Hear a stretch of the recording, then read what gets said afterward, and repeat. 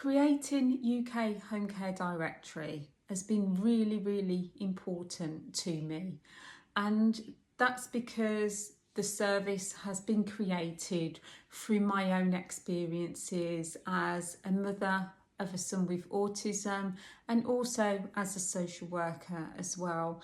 And it's been built out of frustration but also a passion to bring change, really bring change to the way that home care is sourced and the choice and control that people have when they receive their care and support at home and in the community.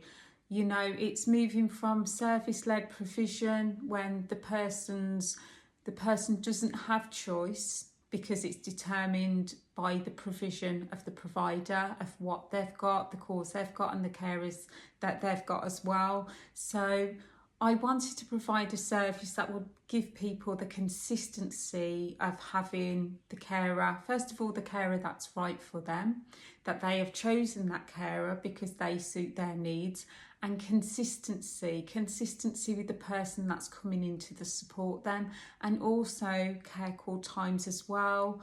You know, so my experiences as a social worker is that people are having to wait in bed to a certain time because the carers aren't able to get there sooner. Maybe they need medication sooner.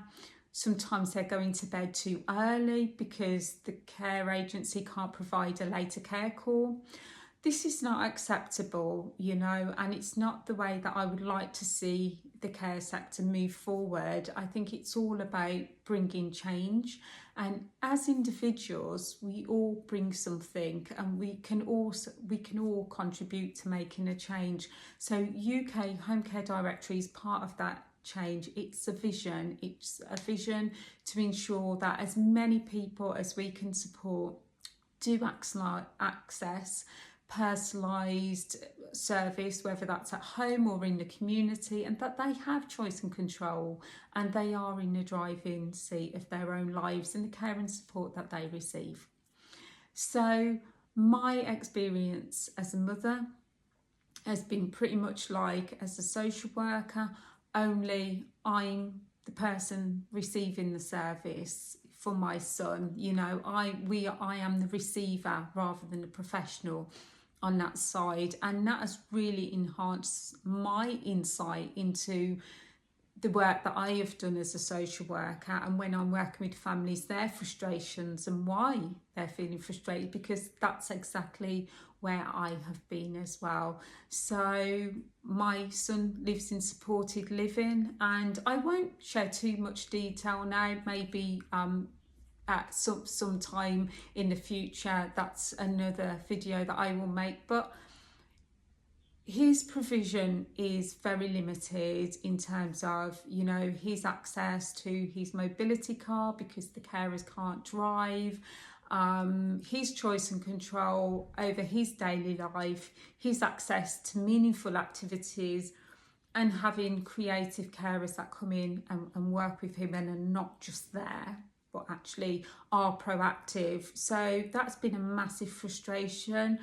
And the work that I've had to do in the background to make sure that he's accessing a timetable of activities, but activities that he would enjoy, that he's going out into the community, that he has a driver. There's so much work in addition for families when that a person is receiving a service-led provision. So I want to bring change. I want to make a difference, and I want to be the start of that change, because I think it starts with one person, and it can seem quite overwhelming to think that I'm trying to create something that I ultimately want to impact the whole of the UK, but it just starts with taking action from one person and then working with really passionate people who also want to bring change, and working with all those providers. And ultimately the vision is to touch the whole of the UK. So I hope that this helps you find out a little bit more about me and my background and why I have created this service. And I hope to speak to you soon. Thank you.